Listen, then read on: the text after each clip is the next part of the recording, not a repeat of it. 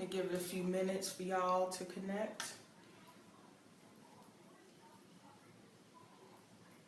And I want y'all to excuse me. I have to get ready for dinner tonight, so I am going to be multitasking as usual on this training tonight.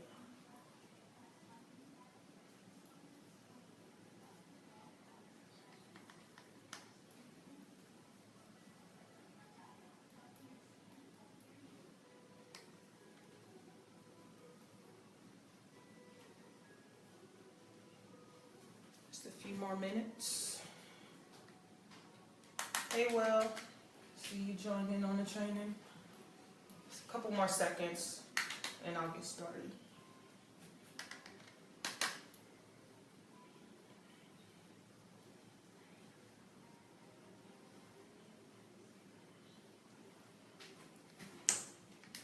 All right, I'm going to go ahead and get started.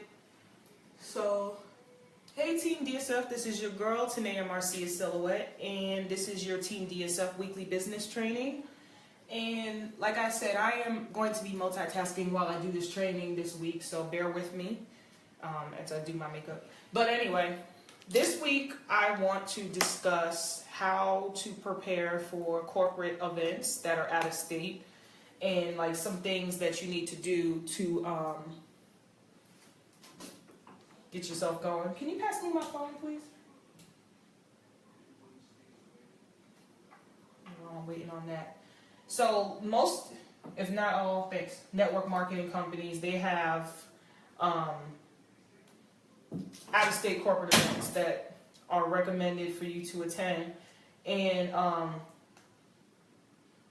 it's important to go to those events because you get a lot of training in a short period of time at those events than you would locally, especially if you're in a place that your company currently doesn't have a lot of elite members or top level distributors in your company. You may not ever be able to network with them and see them, ask them for advice and all that. So it's important that you prepare for these out-of-state events so that you can link arms with them in person, meet them, network with them, and get the valuable training that they offer. In addition to that, outside of the sessions that your company may provide, like I said, that one-on-one interaction or that networking opportunity that you have to ask specific questions with those leaders, you may not have when you're in your local town. So you want to take advantage of that, because those, we call it the meeting after the meeting sessions, where you just have that genuine conversation with them,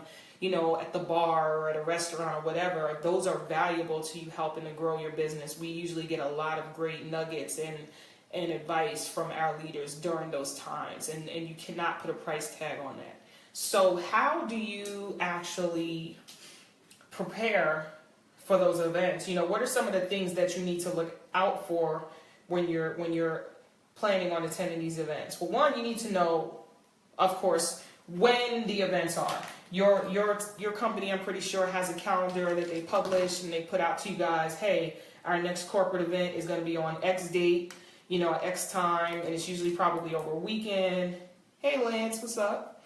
And you know, you should schedule your business around those events. When we talk about over the weeks, talking about setting your business hours and stuff like that, you need to make sure that not only are you setting your business hours on a day-by-day and a week-by-week basis, but you're also setting your business hours for these out-of-state corporate events. You know, if need be, if you work a 9 to 5 and you have vacation time, vacation hours, plan your vacation around it. You know, most of the time, these events are held in places that you probably wouldn't have attended on your own. So it's a good opportunity for you to explore the area, see what's going on out there, and make it a thing, you know. Make it a vacation for you, you know, to get away, or maybe make it a family vacation and maybe like plan a couple extra days before or after the actual event to go explore the area. And if you don't have that much vacation time, then during the time that you're there, you know, use those hours that you're not in session to explore the area and enjoy yourself, because you'll definitely be busy during the sessions.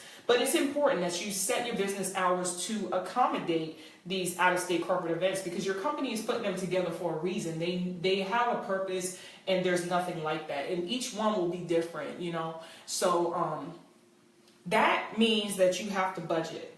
These events are going to most likely cost you airfare. You know, you got to plan for your airfare. You have to account for your hotel accommodations, and usually your company will try to make a deal with the convention center or the hotels that are local to that area to get discounts, group discounts, and they'll provide you with a group code so that when you reserve your hotel rooms, you'll be able to get the hotel stay for a discounted rate.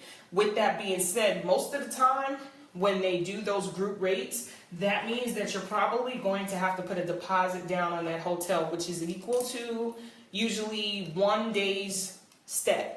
So if you're staying for the weekend, you're probably going to have to pay a day's worth of that stay at the group rate when you reserve your hotel room. It will not let you reserve that hotel room unless you pay at the time of the reservation for that 1 day. And that locks you in for the whole weekend. So make sure that you budget for that, you know, and that's probably around $100 to $200 depending on the location and the time of year and what your group code is and all of that. So make sure you're doing that. Another thing that you need to budget for is transportation. And well, before I get to that, I want to go back to the hotel. When you're thinking about the hotel that you want to stay at, look at the location of the hotel, because sometimes your company might have deals with one hotel, or they might have deals with more than one hotel, and you need to decide which one is best for you. If you're somebody who is not able to walk, you know, because maybe you have like a physical ailment or something, or it's hard for you, or you're older or whatever, or you just don't want to walk, maybe you should find a hotel that is closer, if not attached to the convention center. Some of these cities have convention centers with hotels attached to them that the company will partner with. Those hotels tend to go fast. So if that's the case, you definitely want to make sure you make your reservation as soon as possible with those at the group rate. Some of them don't have hotels that are attached to the convention center, so you need to find one that is as close to the convention center as possible and make sure you reserve that one. And like I said, usually they're going to ask you for a day's worth of deposits for you to make that reservation. And think about your team too. Are you planning on using a hotel together with somebody on your team, or you want your own room? You know, think about these things in advance so that you guys can come together, put the money together, and then go ahead and make the reservation and lock it in. And like I said, you want to get the hotel as close as possible, because during these events, you're going to be in so much chaos. The last thing you want to worry about is, how am I going to get to the session every day? If your session starts, say, at 9 o'clock in the morning, you're probably going to be standing in line for about an hour before they let you get into the event, depending on how your company is, the amount of people that these events tend to bring people to. Like if there's like 6,000 people there, it's probably going to be a long line for each session, and you want to get in line to get a good seat. So you're going to probably want to get there, if it's at 9 o'clock in the morning, you probably want to get there between 7:30 and 8 o'clock just to get in line. So that means, have you eaten yet? You want to get your food before you get in line, or bring food with you and eat it in your seat, or whatever. Plan ahead, you know, because I'm telling you, you want to get good seats and make sure you're as close to the stage as possible so that you don't miss out on anything. So sometimes what we do as a group is we designate one person or a couple people to stand in line early so that the others are able to sleep in, or if the others are slower or their hotel is further away and they weren't able to get a closer hotel, they have more time to get there. But we make sure that we have a few people that get there early so they can reserve seats. But don't depend on that, because sometimes if it's too packed, they will tell you, look, you cannot reserve seats. You need to take these papers off this seat. If the person's not there, then we need to open this up to other people because it's unfair. So even though they said they might reserve seats, they might send you a text and say, hey, we weren't able to keep those seats. And once again, now you're not sitting with your team. Now you're, you know, somewhere else, and you just have to go deal with the session until you can link up with them during the break or after the session. So you definitely want to plan a lot in advance. Like I said, the more people that get there the soonest, the better. That way you're not cutting anybody in line, or you're not causing a ruckus. So that's why getting a hotel as close to the convention center is important, unless you just want to wake up early and make that commute so that you can still get there on time, which is fine. You know, maybe you don't mind doing that. Maybe you look at it as exercise in the morning, whatever, but just plan for that so you don't miss any part of the session. The point is to get to your session on time, get a good seat so you're able to take notes and listen to the training that your company is providing. So, like I said, with that being said, you need to make sure that you plan your breakfast. Think about what you're going to eat ahead of time. This also goes for lunch. Dinner is a little bit different because usually you don't eat dinner until after all the sessions for that day are done. But your breakfast and your lunch, unless you're doing some type of group activity or some type of group special lunch, you want to plan to pack your lunch and your breakfast with you. Whether that means stopping by Starbucks in the morning if it's on the way there, or if you want to go to Walmart and get some dry goods that you keep for the weekend and eat that like a granola bar or make a protein shake or whatever. Plan your meals for breakfast and lunch and whatever snacks you need, because there's some people that need to eat snacks, you know, diabetics or whatever, fitness people that need to eat every 2 hours or every hour or whatever your diet is. You need to plan meal prep. Okay, meal prep your food for breakfast and lunch at the minimum. You're gonna think, oh, we have a session from 9 to 11 and then the next session doesn't start until 1. That gives me 2 hours to eat lunch.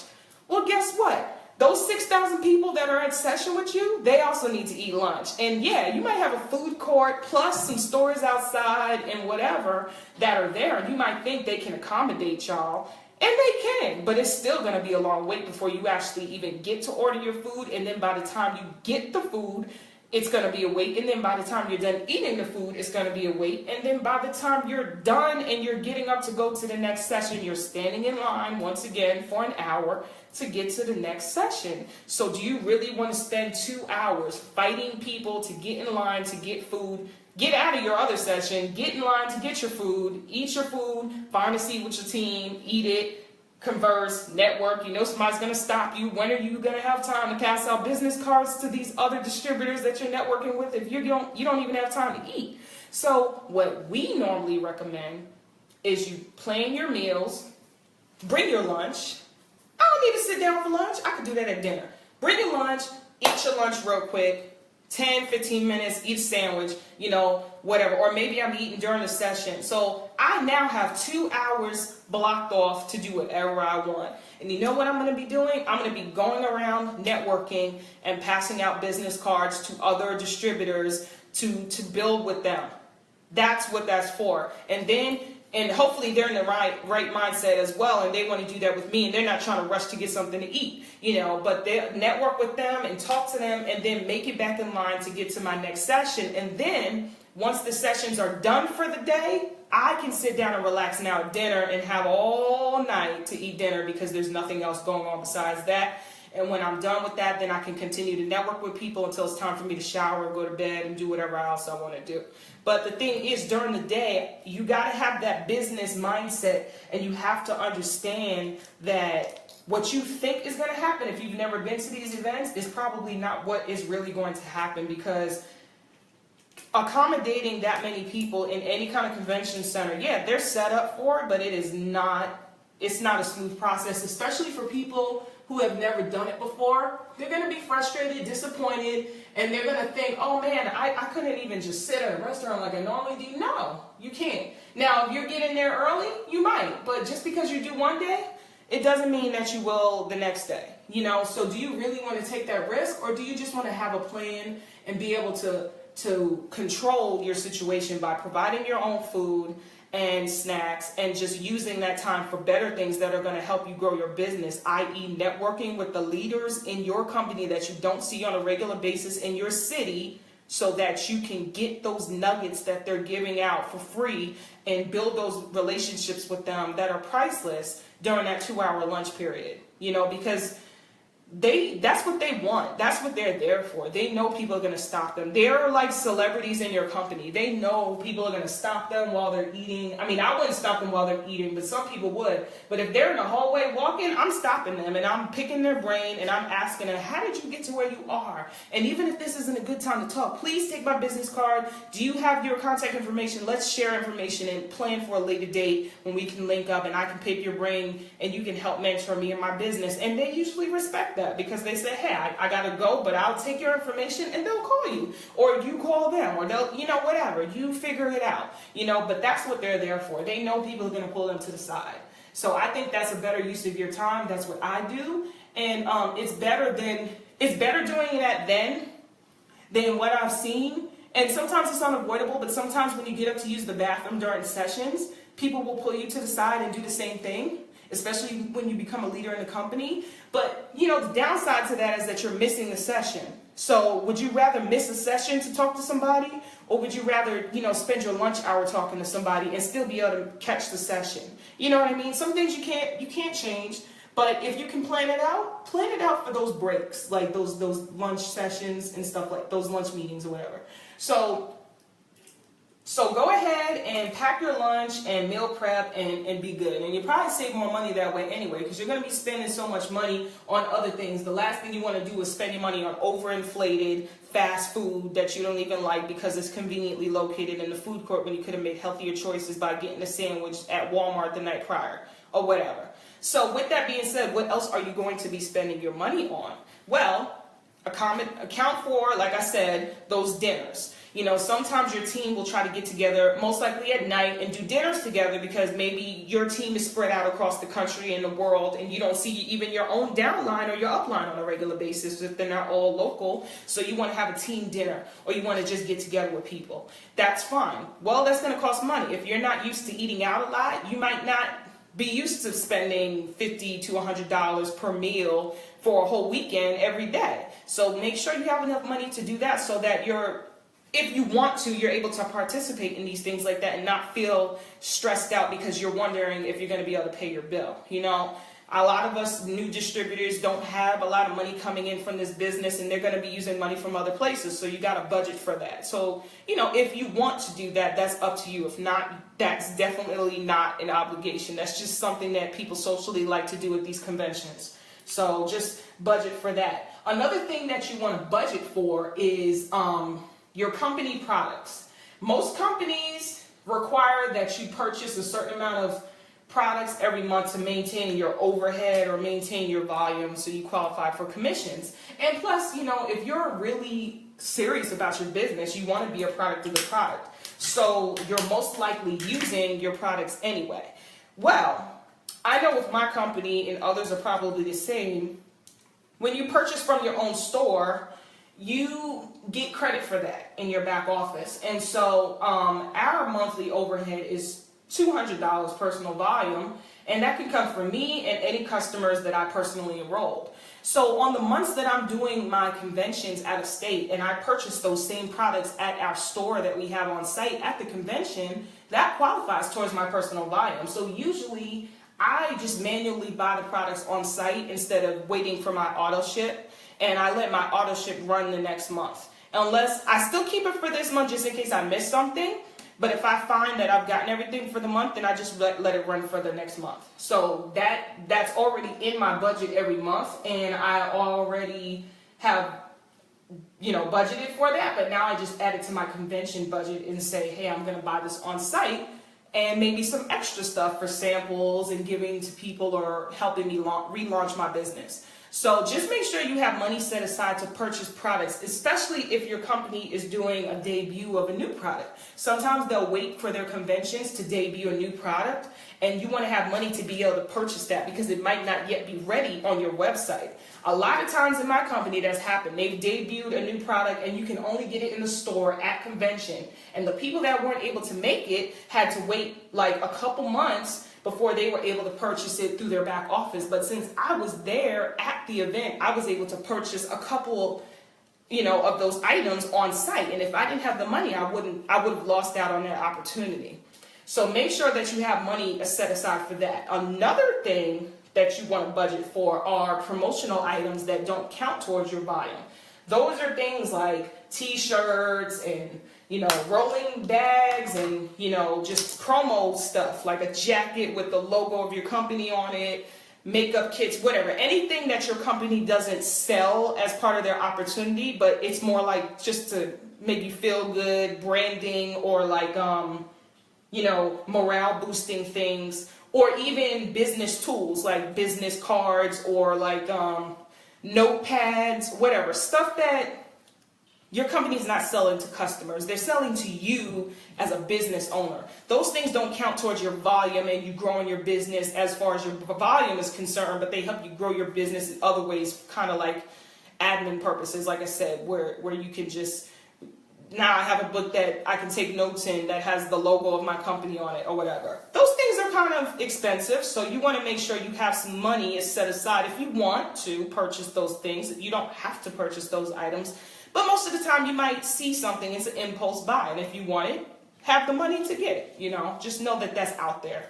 Another thing that you're going to have to budget for, like I said, is transportation. I had mentioned it earlier, and I'm going to bring it up now. This is depending on, like I said, where your hotel is as related to the convention. Sorry, I'm doing my makeup, like I said.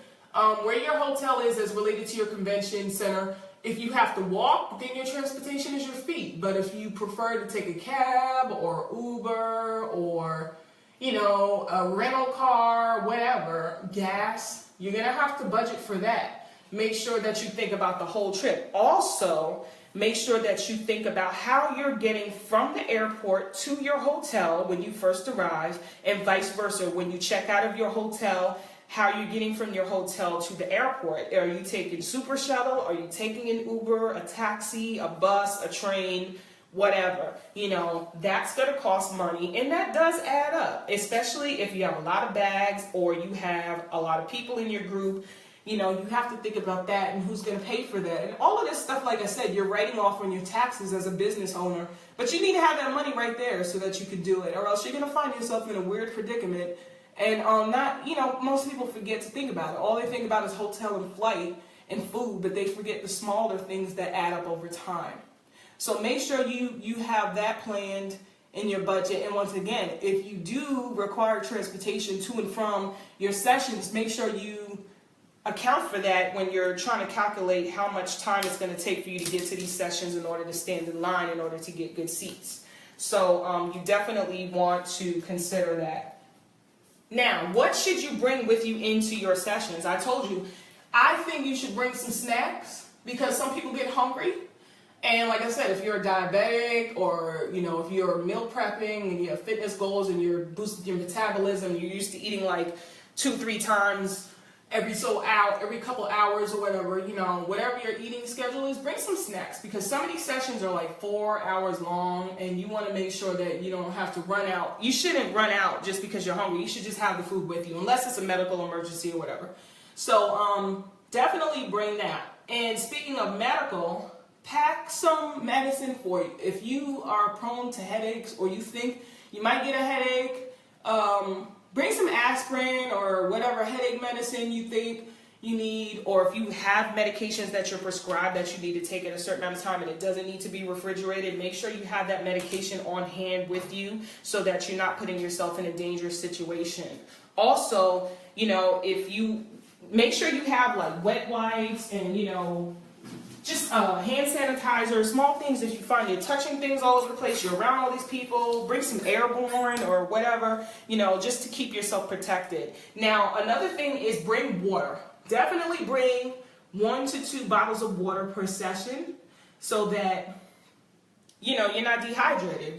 People, they get thirsty, and like I said, you should not be walking out of your sessions because you're thirsty or just something small like that. You should have already prepared for that. So make sure you bring something to drink with you. And if you're those type of people that you can't function unless you have coffee or some kind of energy drink, which make sure it's healthy. But if you're a coffee person or whatever, make sure you bring that. Now, if you're a smoker and you don't want to step out to smoke, because you don't want to miss the session, maybe see if any of those gums work, those nicotine gums. I'm not a smoker, so I don't know, but whatever you need to do to keep yourself going until you're able to take a break when you're not missing out on any kind of training. So definitely do that.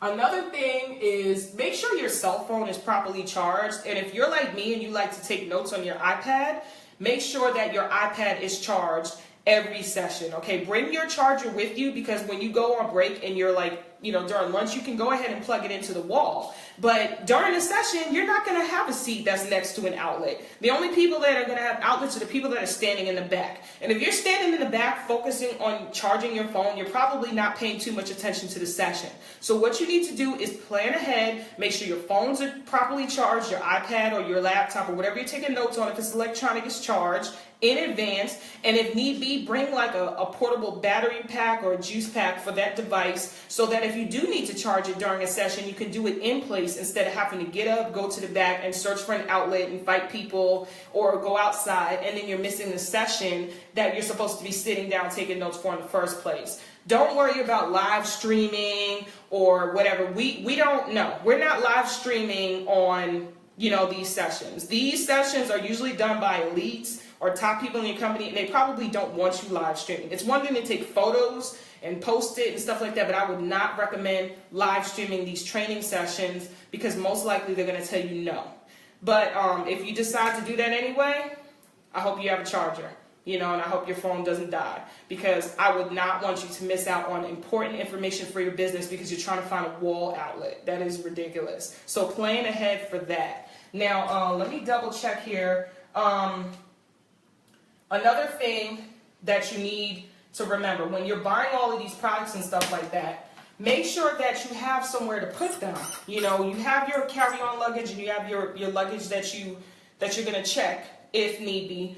All of these products and things and promotional items that you're buying, make sure you have room in your baggage to carry them back with you, and make sure that you can take them back with you. Most likely they're not going to have something that you can't take back with you on an airplane. But make sure that you plan properly for that, because the worst thing you would want to do is buy all of this stuff just for the airline to tell you, hey, you can't pack that, or your bag is overweight and now you got to pay extra money for an overweight bag, or whatever.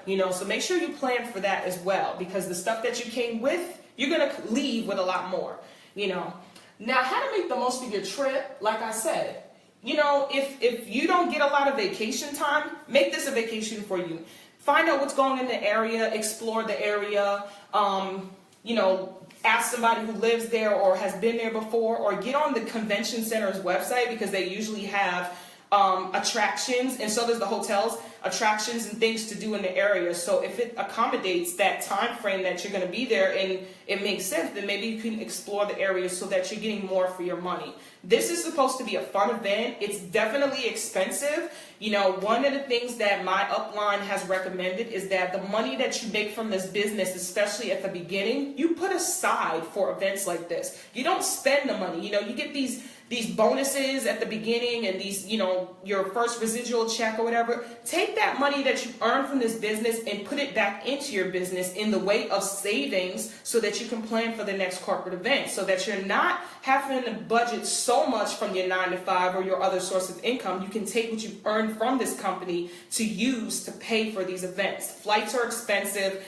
Get them as soon as possible. Get your hotels locked in as soon as possible, so you're not scrambling trying to find one that's within distance. Just plan ahead, because you are the CEO of your own business and you have to take it seriously. And attending corporate events is key. Now, the last thing I'm going to mention, with my company, and some might do the same, but with my company, we always set prices for the next corporate event at the event we're at currently. So say I'm at the event now, they're going to announce that, hey, tickets are now available for the next corporate event, and these are the cheapest that these prices will ever be. So make sure you budget an extra $100 to $200, depending on what the amount of your registration is for your corporate events, so that you can purchase the next ticket for the next event on site right there, because that is the cheapest price you're going to get for that event. If not, every few weeks or so, the price will continue to go up, just like most events. If you buy it at the last minute, it's way more expensive than if you had bought it when it first came out.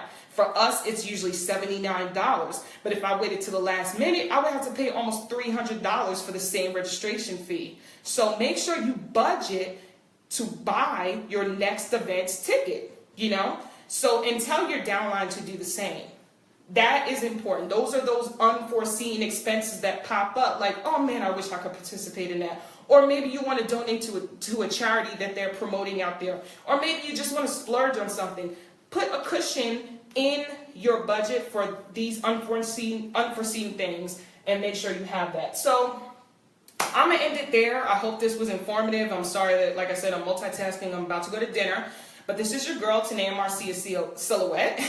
And this is your Team DSF Weekly Business Training. And I'll talk to you guys next week. Peace.